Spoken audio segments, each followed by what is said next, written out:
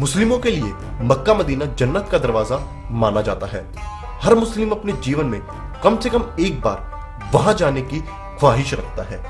कहा जाता है कि वहां पर कुछ हिंदू रीति रिवाजों का पालन किया जाता है, तो कुछ लोग कहते हैं कि वहां भगवान शिव को कैद किया हुआ है। आइए जानते हैं मुस्लिमों के धार्मिक स्थल मक्का मदीना के बारे में। नमस्कार दोस्तों, मैं हूं खुशहाल राव और आप देख रहे हैं प्राचीन रहस्य। आज के इस एपिसोड में हम बात करेंगे मक्का मदीना से जुड़े कुछ रहस्यमय तथ्यों के बारे में। इस वीडियो या चैनल का उद्देश्य किसी भी धर्म, धार्मिक भावनाओं, विचार, जाति, वर्ग, समुदाय या व्यक्ति की भावनाओं को ठेस पहुंचाना नहीं है। यह वीडियो प्रख्यात प्रसिद्ध धर्म विशेषज्ञों से मिली जानकारी के आधार पर बनाया गया है। मक्का की आधारशिला आज से लगभग 1400 वर्ष पूर्व मोहम्मद पैगंबर साहब के द्वारा की गई थी। यह बाहर से देखने में एक चौकोर कमरानुमा इमारत दिखाई देती है, जिस पर काला लिफाफा चढ़ा हुआ है। इसके चारों तरफ मस्जिद बनी हुई है, जिसमें हज के लिए आने वाले मुस्लिम जायरीन अल्लाह की इबादत करते हैं और अपने गुनाहों के लिए माफी मांगते हैं। आइए बात कर लेते हैं कड़वे सच के बारे में। संपूर्ण विश्व क्या, भारत के लोग ही यह कटु सत्य स्वीकार नहीं कर सकते कि इस्लाम ने हिंदू की आस्था माने जाने वाले असंख्य मंदिर तोड़े हैं और उनके स्थान पर उसी मंदिर के अवशेष से मस्जिदों का निर्माण करवाया। इस्लामिक विध्वंसक गतिविधियां इतनी प्रचंडता के साथ की जाती थी कि तक्षशिला विश्वविद्यालय और सोमनाथ मंदिर विध्वंस किए गए। इस्लाम नीति इस आधार पर रखी गई कि दूसरों के धर्म का अनादर करो और उनको नेस्तनाबूद और पवित्र स्थलों को खंडित कर वहां मस्जिद और मकबरे का निर्माण किया जाए। इस काम में बाधा डालने वाले जो लोग भी सामने आए, उन लोगों को मौत के घाट उतार दिया जाए, भले ही वे लोग मुस्लिमों को परेशान ना करते हों। मोहम्मद साहब और मुसलमानों के हमले से मक्का और मदीना के आसपास का पूरा इतिहास बदल दिया गया। इस्लाम एक तलवार पर बना धर्म था, है और रहेगा। इसका अंत भी उससे ही होगा। किंतु पीएनओके ने सिद्ध कर दिया है मकेश्वर शिवलिंग ही हजे अस्वद है। मुसलमानों के सबसे बड़े तीर्थ मक्का मकेश्वर महादेव का मंदिर था। वह काले पत्थर का विशाल शिवलिंग था जो खंडित अवस्था में अब भी वहां है। हज के समय संगे अस्वद, संग अर्थात पत्थर, अस्वद अर्थात अश्वेत यानी काला, कहकर मुसलमान उसे ही पूजते और चूमते हैं। द्वारिका शारदा पीठाधीश्वर शंकराचार्य स्वामी स्वरूपानंद सरस्वती का मानना है कि मक्का में मकेश्वर महादेव मंदिर है। मोहम्मद साहब भी शैव थे, इसलिए वे मकेश्वर महादेव को मानते थे। एक बार वहां लोगों ने बुद्ध की प्रतिमा लगा दी। वह इसके बहुत विरोधी थे। माना जाता है कि भारतीय मूल के लोग बहुत बड़ी संख्या में यमन में आबाद थे, जहां आज भी श्याम और हिंद नामक किले मौजूद हैं। विद्वानों के अनुसार सऊदी अरब में मक्का में जो काबा है, वहां कभी प्राचीन में मुक्तेश्वर नामक एक शिवलिंग था, जिसे बाद में मकेश्वर कहा जाने लगा।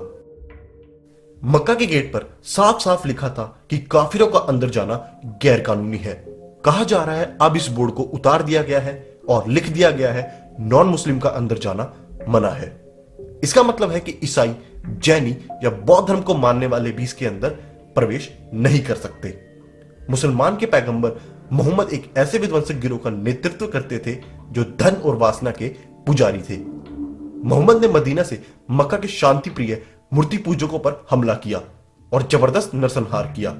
मक्का का मदीना से अपना अलग अस्तित्व था, किंतु मोहम्मद साहब के हमले के बाद मक्का मदीना को एक साथ जोड़कर देखा जाने लगा, जबकि मक्का के लोग जो कि शिव के उपासक माने जाते हैं। मोहम्मद की टोली ने मक्का में स्थापित कर वहां पे स्थापित की हुई 360 में से 359 मूर्तियां नष्ट कर दी और सिर्फ काला पत्थर सुरक्षित रखा, जिसको आज भी मुसलमानों द्वारा पूजा जाता है। उसके अलावा अल उज्जा, अल लात और मनात नाम की 3 देवियों के मंदिरों को नष्ट करने का आदेश भी मोहम्मद ने दिया और आज उन मंदिरों का नामो निशान नहीं है। हिश्म इब्र अल कल्बी, पेज नंबर 25-26। इतिहास में यह किसी हिंदू मंदिर पर सबसे पहला इस्लामिक आतंकवादी हमला था। उस काले पत्थर की तरफ आज भी मुस्लिम श्रद्धालु अपना शीश झुकाते हैं। किसी हिंदू पूजा के दौरान बिना सिला हुआ वस्त्र या धोती पहनते हैं। उसी तरह हज के दौरान भी बिना सिला हुआ सफेद सूती कपड़ा ही पहना जाता है। जिस प्रकार हिंदुओं की मान्यता होती है कि गंगा का पानी शुद्ध होता है, ठीक उसी प्रकार मुस्लिम भी अबे जमजम के पानी को पाक मानते हैं। जिस तरह हिंदू गंगा स्नान के बाद उसके पानी को भरकर अपने घर लाते हैं, ठीक उसी प्रकार मुस्लिम भी मक्का के अबे जमजम का पानी भरकर अपने घर ले जाते हैं। यह भी एक समानता है कि गंगा को मुस्लिम भी पाक मानते हैं और इसकी आराधना किसी न किसी रूप में जरूर करते हैं। प्रख्यात प्रसिद्ध इतिहासकार स्वर्गीय पीएन ओके ने अपनी पुस्तक वैदिक विश्व राष्ट्र का इतिहास में समझाया है कि मक्का और उस इलाके में इस्लाम के आने से पहले मूर्ति पूजा होती थी। हिंदू देवी देवताओं के मंदिर थे। गहन रिसर्च के बाद उन्होंने यह भी दावा किया कि काबा में भगवान शिव का ज्योतिर्लिंग है। पैगंबर मोहम्मद ने हमला कर मक्का की मूर्तियां तोड़ी थी। यूनान और भारत में बहुतायत में मूर्ति पूजा की जाती रही है। पूर्व में इन दोनों ही देशों की सभ्यताओं का दूरस्थ इलाकों पर प्रभाव था। ऐसे में दोनों ही इलाकों के कुछ विद्वान काबा में मूर्ति पूजा होने का तर्क देते हैं। हज करने वाले लोग काबा के पूर्वी कोने पर जड़े हुए एक काले पत्थर के दर्शन को पवित्र मानते हैं, जो कि हिंदुओं का पवित्र शिवलिंग है।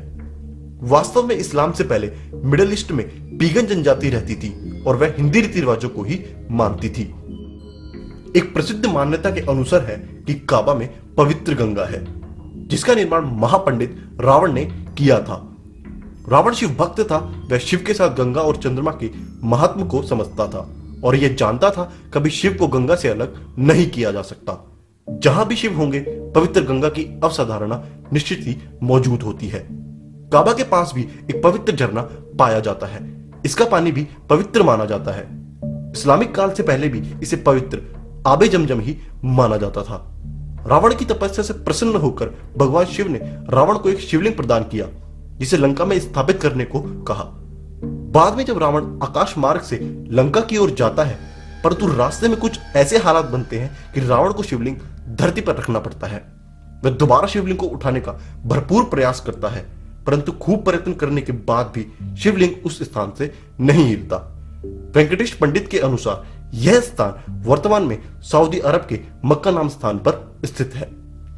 सऊदी अरब के पास ही यमन नामक राज्य भी है, जहां श्री कृष्ण ने काल्यावन नामक राक्षस का विनाश किया था, जिसका जिक्र श्रीमद् भगवत पुराण में भी आता है। दोस्तों, मैं एक बार फिर बताना चाहूंगा, वीडियो में दी गई जानकारी प्रसिद्ध इतिहासकारों और धर्म विशेषज्ञों से ली गई है।